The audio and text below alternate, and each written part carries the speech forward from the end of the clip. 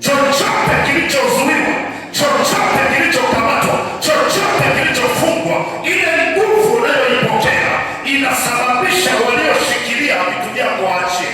Maana nguvu ya Mungu haishii tu kuwa na wewe, ila ina affect vitu vyote vya kwako. Sura 19 inasema watu wakapelekewa leso zilizotoka katika mwili wa Paulo. Unajua kwa nini zilikuwa na upako? Maana yule mtu hakuwa mtu wa kawaida. Kwa hiyo nguvu ya Mungu inapokuja juu yako haishii kwako tu. Kwa mfano, ukiwa pale mama, una nguvu ya Mungu nafunika kama unavyoweza kuona. My God, nitumie lugha nyepesi ambayo unaweza ukaelewa. Kama umewahi kuona upinde wa mvua, inaitwa rainbow, ule upinde wa mvua pale, nguvu yako inapoishia ndio ulinzi wako unapoishia. Kwa hiyo mama, ukiwa na nguvu za Mungu hapo, watoto wahuni, mme au baba uko na Mungu, sasa ile nguvu ulionayo inakuwa imefunika wote walioko kwenye mipaka yako. Ikiongezeka inafunika mpaka majirani.